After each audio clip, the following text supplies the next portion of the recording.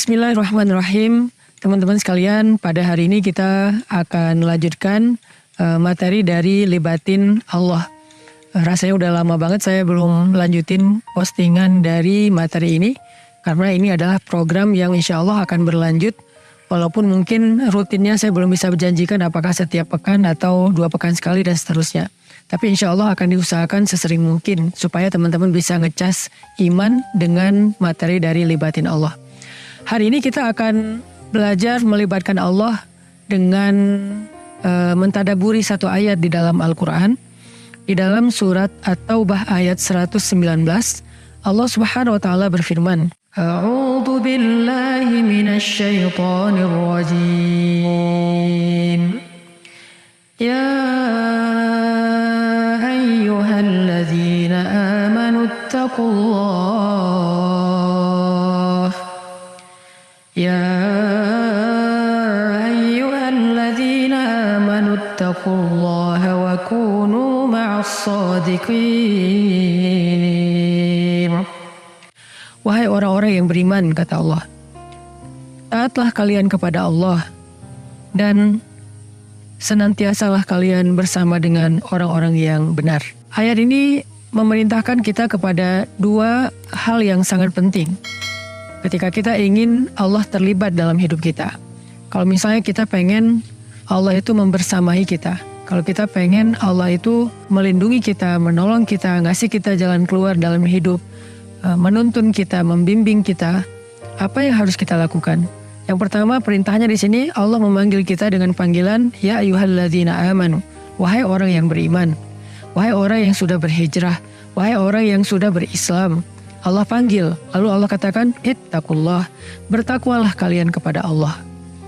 Bertakwa kepada Allah ini sederhananya adalah taatlah kalian kepada Allah. Jadi kalau kita ingin melibatkan Allah, caranya taat kepada Allah. Sehingga ketika kita taat kepada Allah, Allah juga akan mengijabah kebutuhan-kebutuhan kita. Falyastajibu li waliyu'minu bi. Hendaklah orang yang beriman itu memenuhi panggilan Allah, yaitu dengan taat salat, kemudian puasa, haji bagi yang mampu, dan seterusnya. Taat kepada Allah. Dengan kita taat kepada Allah, Allah terlibat dalam urusan kita. Bahkan ketika kita dalam kehidupan sehari-hari melakukan sesuatu pekerjaan, taat kepada Allah itu adalah modal supaya Allah terlibat dalam urusan kita. Kayak misalnya dalam masalah hubungan dengan lawan jenis. Kalau kita pas kita menjalankan hubungan dengan lawan jenis itu tidak taat kepada Allah, melanggar syariat Allah, kita melakukan hal-hal yang Allah tidak suka, maka hubungan itu Allah tidak terlibat di dalamnya. Tapi kalau kita menjaga hubungan kita dengan lawan jenis, misalnya kita suka dengan seseorang, lalu ketika kita ingin serius sama dia, kita punya pilihan nih, mau pacaran atau menikah dengan proses ta'aruf. Nah, kalau misalnya kita memilih pacaran dan melakukan dosa, maka Allah nggak terlibat di dalam hubungan kita. Sehingga hubungan kita itu bukan hubungan yang dijaga sama Allah. Mungkin akan jadi sampai menikah, tetapi proses sampai menikah, bahkan di dalam pernikahan juga Allah nggak ridho dengan proses itu. Sehingga akhirnya kalau kita punya masalah nanti dalam hubungan pernikahan, Allah nggak terlibat kecuali kita bertaubat. Apalagi kalau nggak jadi nikah, maka yang terjadi pada diri kita itu semuanya sesuatu yang sia-sia dan terlepas dari perlindungan Allah. Tapi kalau kita memilih hubungan yang taat kepada Allah, yaitu nggak pacaran, kita ta'aruf dengan cara yang benar, kenalan dengan cara yang benar sampai menikah, maka jadi atau tidak jadi hubungan itu ke pelaminan, tetap hubungan itu dalam perlindungan Allah. Allah terlibat dalam hubungan mereka. Kalau nggak jadi, Allah ganti dengan yang lebih baik. Kalau jadi, Allah jadikan rumah tangganya sakinah, mawaddah, warahmah. Ini artinya taat kepada Allah, cara kita melibatkan Allah dalam hidup kita. Begitu juga dalam pekerjaan misalnya. Kalau misalnya kita memilih untuk menjalani proses kita dalam mencari rezeki atau bekerja dengan cara yang tidak taat kepada Allah, misalnya sumpah palsu, atau misalnya dengan perjanjian yang nggak baik, atau dengan ya tadi ingkar janji, berbohong, manipulatif, zalim kepada orang lain, melakukan hal yang Allah nggak suka, melanggar syariah dalam pekerjaan kita, maka Allah nggak terlibat dalam pekerjaan kita itu, dalam proyek kita, dalam karir kita. Sehingga ketika kita punya masalah, Allah nggak menolong kita. Tapi kalau kita menjalani karir hidup kita dengan jujur, dengan ikhlas karena Allah, dengan penuh kasih sayang kepada sesama manusia, tidak zalim, tidak manipulatif, amanah, maka ketika kita punya masalah dalam pekerjaan kita, Allah pasti terlibat. Allah pasti akan nolong kita. Gak mungkin kita celaka dengan masalah itu. Ini cara pertama melibatkan Allah di dalam ayat 119 surat At-Taubah. Ittaqullah, taatlah kepada Allah. Tapi ternyata taat kepada Allah ini gak cuman cukup dengan kita inisiatif pengen taat kepada Allah. Ada caranya. Bagaimana cara kita taat kepada Allah yang lebih istiqomah? Bagaimana cara kita taat kepada Allah supaya lebih benar, supaya sesuai dengan petunjuk, supaya lurus? Bagaimana caranya? Kata Allah, caranya kunu ma'as shadiqin. Sertailah orang-orang yang benar. Siapa mereka orang-orang yang benar? Orang yang benar itu yang pertama adalah Rasulullah SAW. Kemudian para sahabat. Kemudian siapa? Para ulama. Karena yang paling mengerti tentang kebenaran adalah para ulama setelah Rasulullah dan para sahabat. Kita tidak lebih mengerti daripada para ulama tentang kebenaran. Makanya Allah bertanya, Qul hal yastawil ladzina ya'lamun wal ladzina la ya'lamun? Katakan, memangnya sama antara orang yang mengerti dengan orang yang tidak mengerti? Nggak sama. Sehingga yang lebih mengerti tentang kebenaran, yang lebih mengerti tentang yang halal, yang lebih mengerti tentang yang Allah ridhoi, bukan kita, tapi para ulama. Karena kita sekarang nggak bisa membersamai Nabi, nggak bisa membersamai para sahabat, sehingga cara kita memahami Nabi dan para sahabat itu adalah dengan bertanya kepada para ulama. Fas'alu ahla dzikri in kuntum la ta'lamun. Tanyakanlah kepada ulama yang ngerti ilmu jika kalian tidak mengerti. Sehingga kita jadi tahu, oh ini kebenaran yang dicontohkan Nabi. Oh ini kebenaran yang diridhoi Allah. Kita sertai para ulama, kita belajar kepada para ulama. Dengan kayak gitu, kita akan tahu cara taat kepada Allah yang membuat Allah terlibat dalam hidup kita. Jadi kayak misalnya dalam urusan tadi, karir, tanya kepada para ulama, belajar kepada para ulama fikihnya, fikih muamalah, urusan pekerjaan, tanya mana yang halal, mana yang haram, mana yang syubhat, mana yang nggak boleh dan seterusnya. Apakah ini boleh, apakah ini dilarang dalam agama? Itu cara kita taat kepada Allah. Jadi takwa kita kepada Allah itu adalah dengan cara mengikuti para ulama. Kunu ma'as shadiqin, kata Allah. Sertailah para ulama. Untuk itulah kita perlu berguru dalam belajar Islam atau bahkan dalam mengamalkan Islam. Kita perlu berguru. Dan beda sekali antara kita berguru dengan sekedar mendengar nasihat dengan berguru dan mengikuti arahan mereka. Itu berbeda. Sehingga gak cukup kita cuman berguru dengan mendengar nasihat di sosial media, di YouTube, TikTok, Instagram, Facebook, dan seterusnya.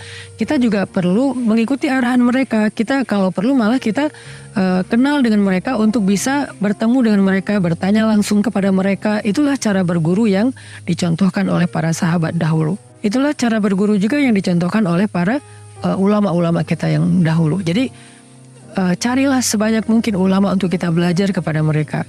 Sertailah mereka, ikutilah mereka, dengarkan dan taatilah arahan-arahan dari mereka yang berilmu dan benar dengan keilmuannya.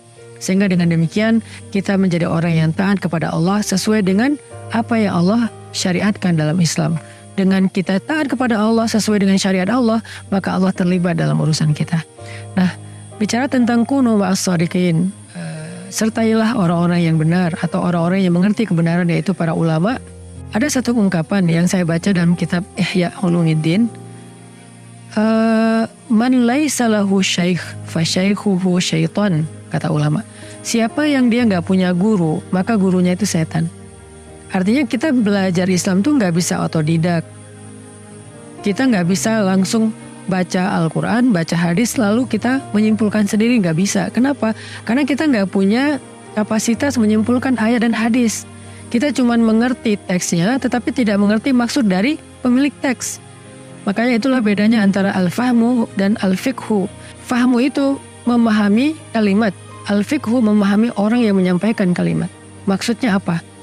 Sehingga kita mungkin bisa baca teks Al-Quran, baca teks hadis, kita faham arti dari teks tersebut, tapi belum tentu kita faham maksud dari yang berbicara dengan teks itu, yaitu Allah dan Rasulullah SAW. Makanya kita perlu bertanya kepada orang yang mengerti bagaimana memahami teks, memahami Al-Quran, memahami hadis, dan siapa mereka? Para ulama. Karena itulah dalam tradisi belajar Islam, baik di Indonesia maupun di Arab sejak zaman dahulu, kita tidak belajar Islam itu secara otodidak. Kita belajar Islam itu kepada guru. Dulu ketika saya masih kecil, masih umur sekitar 8 tahun mungkin ya, 8 tahun, saya pernah dibawa oleh orang tua saya ke seorang ulama yang cukup karismatik di Aceh. Beliau adalah dipanggilnya Tengku Abu Kutakrung. Nah, hafizahullah. Beliau adalah seorang ulama karismatik, ulama yang karomah, waliullah yang ada di Aceh, yang alhamdulillah sampai sekarang beliau masih hidup. Usianya udah mungkin lebih dari 80 tahun, tetapi beliau Masya Allah masih terlihat auranya bercahaya, sehat. Masya Allah ilmunya masih beliau sebarkan kepada murid-muridnya. Saya pernah diajak oleh orang tua saya ketemu dengan beliau untuk tabarukan, untuk mencari berkah dari ulama yang solih. Ketika saya ketemu dengan beliau bilang gini, anak ini akan menjadi orang yang dekat dengan Al-Quran. Maka bawalah dia kepada guru yang bisa mengajarkan dia Al-Quran. Kalimat itu masih saya ingat sampai sekarang. Seolah-olah Tengku Abu Kutakrung ini memberikan irsyadat, memberikan arahan kepada orang tua saya bagaimana harusnya mendidik saya. Beliau memberikan arahan, carilah guru untuk anak ini yang bisa mengajarkan Al-Quran, karena dia akan menjadi seorang yang dekat dengan Al-Quran. Pulang dari sana, saya bilang kepada ibu saya, Mak, Tengku Abu Kutakrung itu orang yang saya lihat di dalam mimpi saya. Jadi sebelum saya ketemu dengan beliau, saya mimpi. Cuman kan karena saya nggak kenal beliau, jadi saya nggak tahu siapa. Lalu saya nggak cerita juga sama orang tua saya. Jadi pas pulang, saya bilang itu yang saya lihat di dalam mimpi. Artinya usia 8 tahun saya pernah bermimpi ketemu dengan seorang ulama, seorang hamba Allah yang solih, waliullah. Dan saya mencium tangannya. Nggak lama setelah kejadian saya mimpi, orang tua saya ngajak ketemu dengan Abu Kutakrung. Dan saya cium tangan beliau dan beliau mengusap kepala saya, mendoakan saya dan mengatakan hal yang tadi. Saya baru ngeh, oh ini mimpi saya yang kemarin saya dapatkan. Ternyata disuruh mengunjungi beliau. Dan itu bukan karena saya meminta, ibu saya yang mengajak saya kepada beliau tanpa tahu bahwa saya pernah bermimpi ketemu dengan beliau beberapa hari yang lalu. Nah, setelah mendapatkan arahan dari Tengku Abu Kutakrung, akhirnya ibu saya mencarikan saya seorang guru untuk ngaji, dan kejadiannya juga cukup dramatis, bukan sepenuhnya mencari sebetulnya. Juga waktu itu guru saya yang pertama mengajar saya mengaji yaitu Ustadz Fakhri Abdul Majid. Beliau mendengar saya lagi azan di rumah, kemudian bertanya kepada ibu saya, siapa yang azan ibu? Anak saya. Ya udah, boleh nggak saya ngajak dia ngaji di masjid? Kata ibu saya, ya saya lagi nyari guru untuk dia belajar ngaji di masjid. Akhirnya gayung bersambut, saya pun diajak belajar ngaji ke masjid. Yang tadinya cuma belajar alif bata aja di rumah, gak serius gitu kan. 1 bulan saya belajar di masjid, alhamdulillah Masya Allah, karena berkah guru, saya langsung bisa ikut musabakoh. Musabakoh tingkat kecamatan, alhamdulillah juara.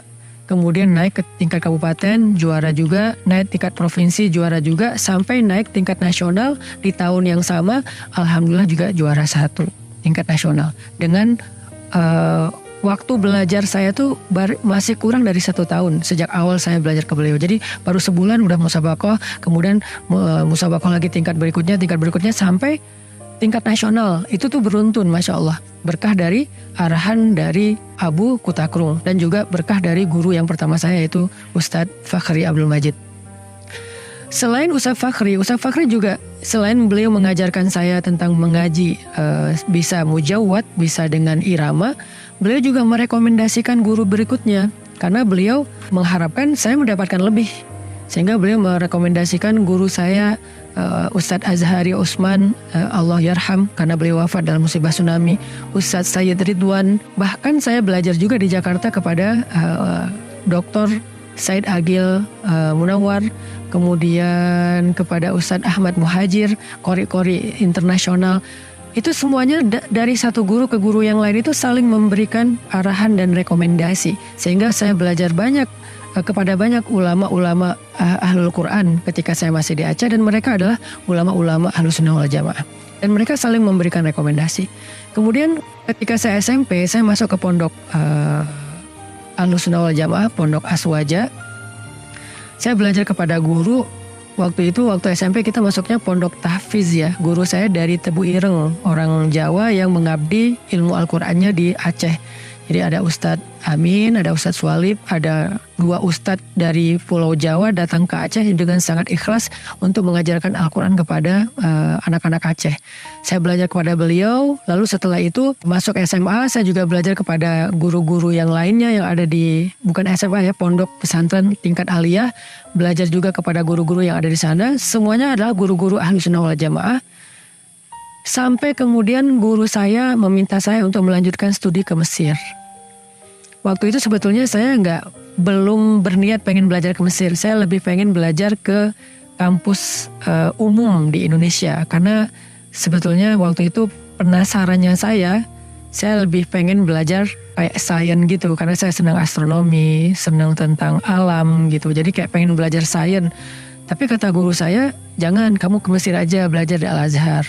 Saya karena manut kepada guru, derek yai ibaratnya, akhirnya saya nurut aja, ya udah belajar berangkat ke Mesir. Sampai di Mesir saya tes beasiswa dengan asbab Al-Quran, saya disuruh ngaji, alhamdulillah ngaji saya berkenan kepada yang ngetes, akhirnya dikasih beasiswa. Belajarlah saya di Al-Azhar.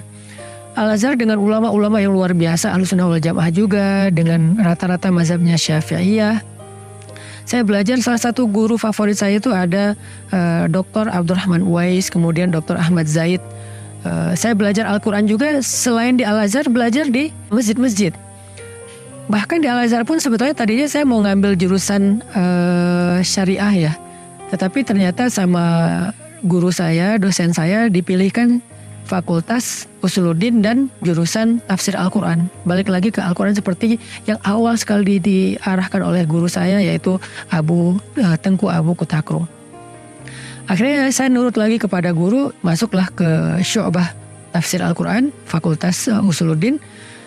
Saya belajar di situ tentang ulumul Quran, belajar tentang tafsir dan seterusnya.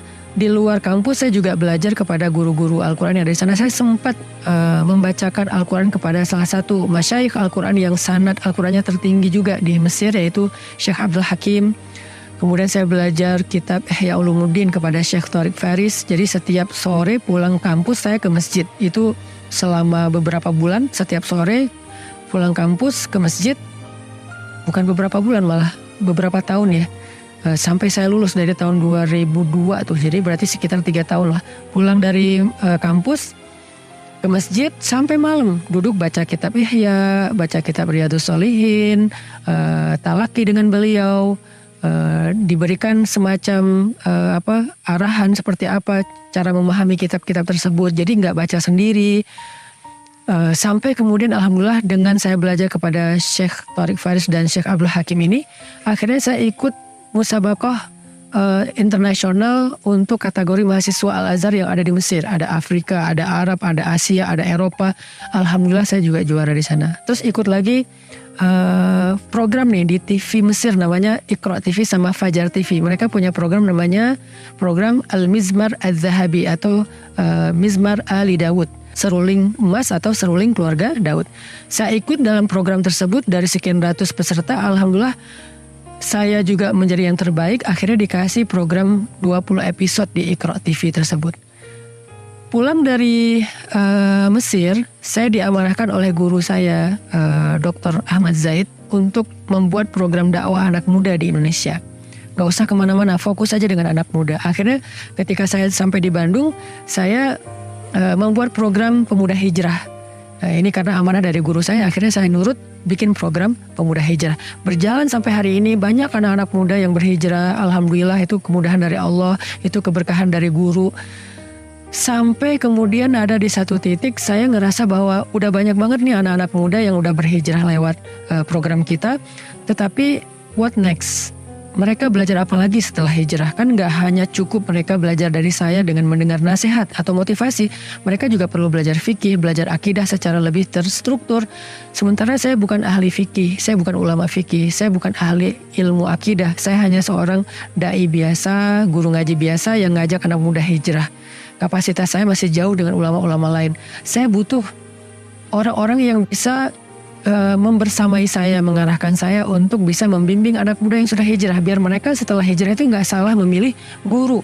Takutnya kalau mereka salah memilih guru, mereka malah jadi seseorang yang mungkin agak kaku, agak ekstrim, mudah menyalahkan orang, mudah menuduh orang dengan hal-hal yang nggak pantas, bid'ah, neraka dan seterusnya. Ini terjadi sehingga saya merasa kayak sedih, kok gini ya, setelah hijrah lewat kita, lalu dia memilih guru berikutnya, malah kemudian dia balik untuk menyalahkan kita. Padahal dia hijrahnya lewat kita. Ini sangat disayangkan dan itu nggak 1-2 kasus, ada beberapa kasus.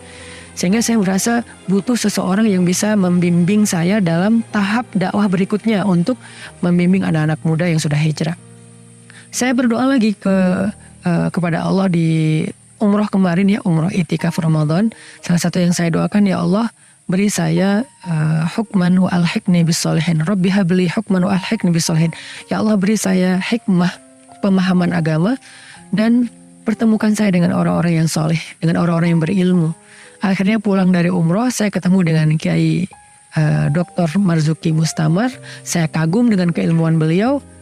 Disitulah saya merasa ini yang saya minta kepada Allah dan ini adalah petunjuk Allah. Sehingga saya langsung meminta izin agar menjadi murid kepada beliau. Nah, akhirnya terjadilah apa yang teman-teman kemarin saksikan. Alhamdulillah ada adegan baiat. Banyak memang yang nanya kenapa harus ada baiat, Ustadz. Baiat itu kalau dalam bahasa kita tuh kayak ikrar, teman-teman. Baiat itu bukan sesuatu yang aneh. Bahasa kita tuh ikrar. Di setiap organisasi itu ada ikrarnya. Karena beliau adalah bagian dari organisasi, maka udah sewajarnya saya berikrar ketika saya ikut kepada beliau, ketika saya mulazamah kepada beliau. Kenapa ada syahadat? Syahadat itu kan kalau dalam kebiasaan kita di Indonesia, para ulama-ulama kita udah biasa syahadat, bukan karena mengislamkan. Kayak misalnya syahadat sebelum khutbah Jumat, itu ada syahadatnya. Syahadat sebelum bahkan dulu ketika saya akan nikah, sebelum akan nikah itu memang ada syahadatnya. Walaupun bukan sesuatu yang wajib, cuman kayak kebiasaan dan itu sesuatu yang baik-baik aja, gak ada yang salah. Jadi bukan mengislamkan. Jadi baiat saya kepada guru saya, baiat saya kepada Dr. Marzuki Mustamar itu bukan pertaubatan, tapi sebuah ikrar setia seorang murid kepada gurunya dan kepada madrasah gurunya. Apa madrasah gurunya? Nahdlatul Ulama, itu madrasah saya sekarang. Itu bagian dari guru saya, sehingga ketika saya mengikuti guru, saya mengikuti madrasahnya, bukan mengikuti hanya sosoknya, tetapi juga mengikuti madrasahnya. Dulu sahabat kan mengikuti madrasah Nabi, bukan hanya mulazamah kepada Nabi, tapi juga mengikuti madrasah Nabi, tarbiyah Nabi. Gitu juga dengan para ulama setelahnya, Imam Abu Hanifah, Imam Asy-Syafi'i, Imam Malik. Mereka semuanya ikut madrasahnya sahabat, kemudian madrasahnya tabi'in, madrasahnya tabi'in dan seterusnya. Kenapa? Karena itu bentuk dari pola kita belajar. Makanya kemarin akhirnya saya karena yakin dan kagum dengan keilmuan Abah Yai Dr. Marzuki Mustamar, saya bilang saya mau belajar kepada Yai, boleh nggak saya jadi muridnya? Kata beliau, ya silahkan. Kalau misalnya berkenan, beliau nggak maksa, beliau nggak meminta, hanya menawarkan kalau memang berkenan ikut ke madrasah Nahdlatul Ulama, tapi ada ikrarnya supaya kita lebih komitmen. Oh ya siap Yai, Bismillah, akhirnya baiat. Nah, kenapa saya menceritakan proses perjalanan hidup saya tentang dari mulai umur 8 tahun ketemu dengan Tengku Abu Putakrung sampai kepada Kiai Dr. Marzuki Mustamar. Saya pengen nyampaikan ke teman-teman bahwa perjalanan hidup saya itu adalah perjalanan dari satu guru ke guru yang lain. Dan dari satu guru ke guru yang lain itu adalah bimbingan atau arahan dari guru sebelumnya. Belajar ke sana, akhirnya saya ke sana. Belajar ke sini, akhirnya saya ke sini. Dan seterusnya. Sehingga ketika kita seperti itu, Allah membersamai kita. Allah gak akan ninggalin kita. Kenapa? Karena Allah membersamai orang-orang yang berjamaah. Dan sebaik-baik jamaah itu adalah shodiqin, ahli ilmu, orang-orang yang berilmu, orang-orang yang benar, orang-orang yang mengerti tentang kebenaran. Maka kita disuruh kunu mas shodiqin, sertailah, jadilah kalian bersama dengan orang-orang yang benar itu. Sehingga Allah juga akan membersamai kalian. saya ngerasakan banyak kemudahan dalam hidup saya, banyak keberkahan. Kalau misalnya ada ujian, Allah kuatkan, kemudian Allah bukakan jalan keluar dan seterusnya. Itu salah satu yang saya yakini itu penyebabnya adalah keberkahan dari guru. Karena saya manut guru, saya nggak pernah menentang guru. Sampai hari ini saya masih belajar kepada guru yang ngajarin saya ngaji pertama, yaitu Tengku Fakhri Abdul Majid. Saya masih belajar kepada beliau. Kalau saya pulang ke Aceh, saya pasti ke rumah beliau. Saya minta doa beliau, saya minta nasihat beliau. Saya masih belajar kepada guru-guru saya yang ada di Mesir. Saya masih belajar juga kepada guru-guru saya yang ada di Indonesia. Sampai sekarang kepada Kiai Dr. Marzuki Mustamar. Jadi guru saya banyak. Dan saya nggak meninggalkan mereka satupun. Ini semuanya proses sesuai dengan kebutuhan dalam proses perjalanan hidup kita. Karena saya sedang menjalankan program dakwah, kebutuhan saya sekarang adalah saya butuh orang yang bisa membimbing anak muda yang sudah hijrah melalui program saya, supaya ilmu mereka bukan hanya tentang semangat hijrah, tapi juga selain udah hijrah, mereka juga bisa belajar Islam aplikatif dan sesuai dengan kebutuhan mereka untuk mendapatkan ridha Allah Subhanahu wa taala. Makanya saya butuh Kiai Marzuki Mustamar untuk pertama mengarahkan saya, mendidik saya juga sebagai murid beliau. Yang kedua adalah menjadi rujukan yang saya bisa arahkan teman-teman, belajarlah ke sini, supaya teman-teman punya rujukan yang benar. Maka dari itu saya kayak sekarang misalnya saya punya beberapa rekomendasi nih buat teman-teman kalau pengen belajar Islam lebih lanjut. Misalnya bisa aja teman-teman mengambil semangat untuk belajar Islam dari saya, mendengar nasihat dari saya, mendengar booster dari saya untuk kembali kepada Allah, mengenal Allah, mengandalkan Allah, melibatkan Allah. Tapi bagaimana kemudian setelah itu cara mempraktekkan kehidupan yang Allah ridhoi? Belajarlah ke ulama-ulama yang lebih ilmunya dari saya. Misalnya kalau teman-teman pengen belajar tentang akidah Ahlussunnah wal Jamaah yang diakui oleh para ulama, belajarlah kepada sahabat saya, Ustadz Dr. Amri Fatmi dari Aceh. Beliau itu doktor akidah, filsafat, Usuluddin Al-Azhar dengan nilai kumlat. Gak diragukan lagi keilmuannya. Para ulama Al-Azhar aja memberikan nilai yang terbaik untuk beliau. Sehingga beliau bisa jadi rujukan. Nanti lihat di deskripsi akun beliau di sosial media apa. Sehingga kita bisa belajar dari beliau, tanya kepada beliau. Kalau yang di Aceh udah nyantri sama beliau. Kemudian kalau kita pengen belajar tentang fikih misalnya. Tentang fikih itu kakak kelas saya itu ada namanya Dr. Awalud Dzikri. Beliau juga doktor dengan ijazah Al-Azhar dengan nilai cum laude, fikihnya fikih perbandingan 4 mazhab. Walaupun beliau sendiri adalah mazhab Syafi'iyah, tapi beliau memahami fikih dengan 4 mazhab. Ada juga di Aceh. Nanti bisa lihat juga di deskripsi Ustadz Dr. Awalud Dzikri.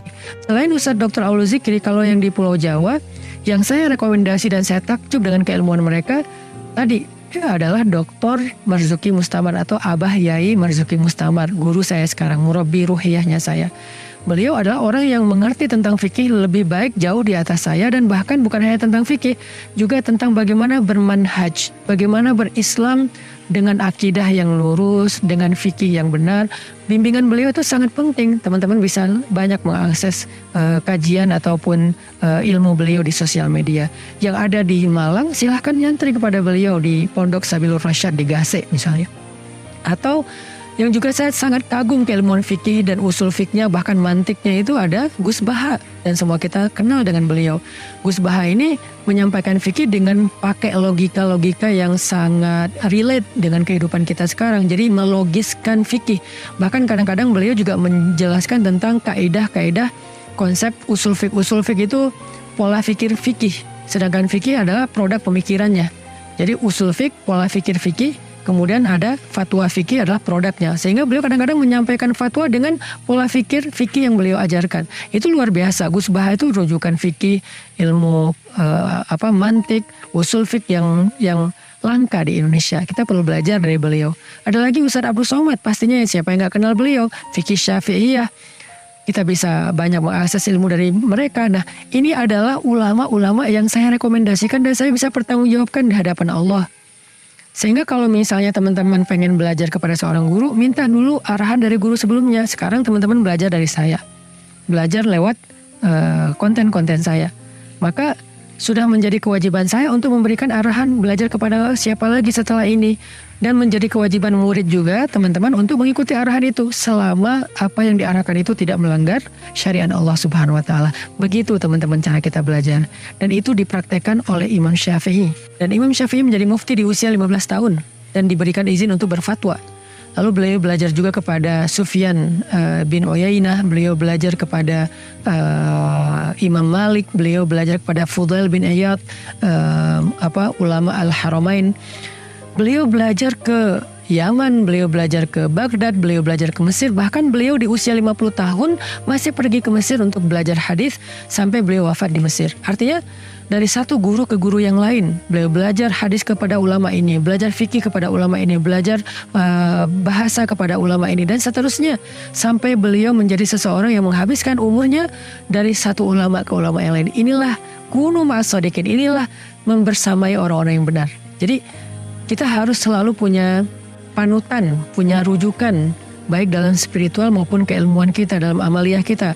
Setiap proses perjalanan hidup kita, gak boleh putus gitu. Dan cara paling gampang untuk menemukan guru itu adalah minta rekomendasi dari guru kita sebelumnya, tanpa meninggalkan guru itu. Dari guru itu kita belajar apa, nanti dari guru berikutnya kita belajar apa. Inilah makna dari kunu ma'as shodiqin.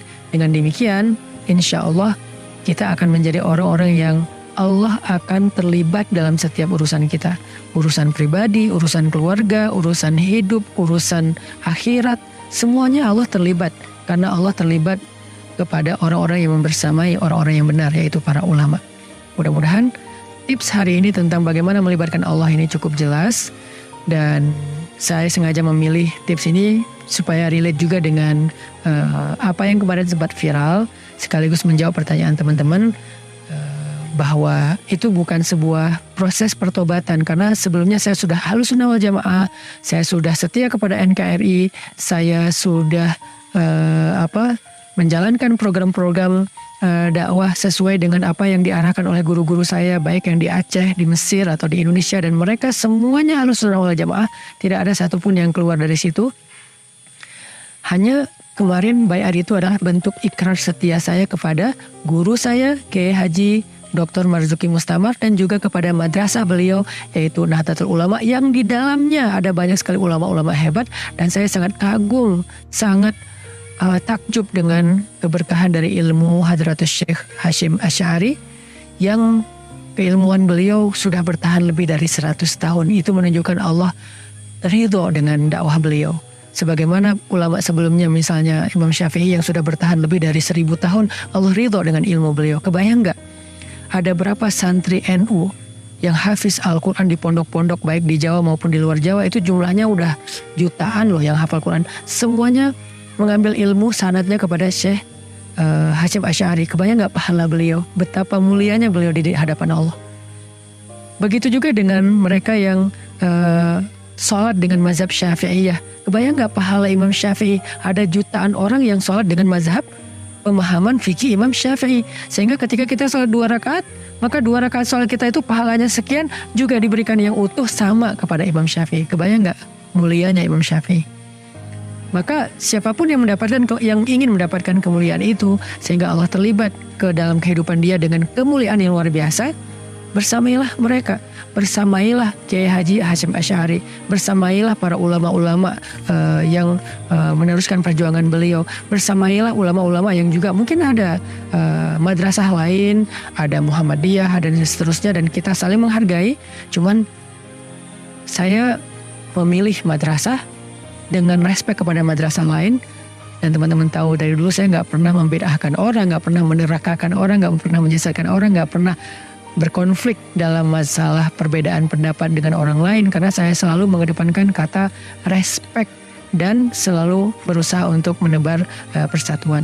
Jadi saya memilih, tetapi saya menghargai yang lain yang bukan pilihan saya. Maka dari itu ketika saya sudah memilih apa yang menurut saya baik, apa yang saya yakini bahwa ini adalah sesuatu yang layak untuk diikuti, saya juga merekomendasikan kepada teman-teman sebagai bentuk pertanggungjawaban ilmu saya dan juga bentuk kasih sayang saya kepada teman-teman. Biar hijrahnya itu total, gak cuma hijrah spiritual semangat, tapi juga hijrah fikihnya, hijrah akidahnya, supaya imannya lebih lurus, supaya akidahnya lebih lurus, sehingga tidak terombang-ambing di antara berbagai macam aliran. Ini bentuk kasih sayang saya kepada teman-teman. Saya mengajak, yuk kita belajar ke ulama-ulama yang tadi.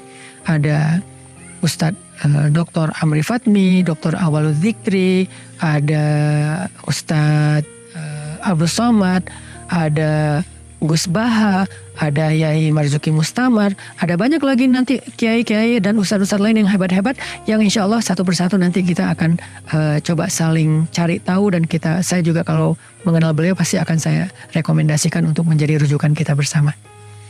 Terakhir, renungkan kembali firman Allah di dalam surat At-Taubah ayat 119, ya ayyuhalladzina amanu, wahai orang yang beriman, ittaqullah, taatlah kalian kepada Allah, wa kunu ma'as-shadiqin, dan sertailah, membersamailah orang-orang yang benar atau yang mengerti tentang kebenaran, yaitu para ulama. Barakallahu li wa lakum.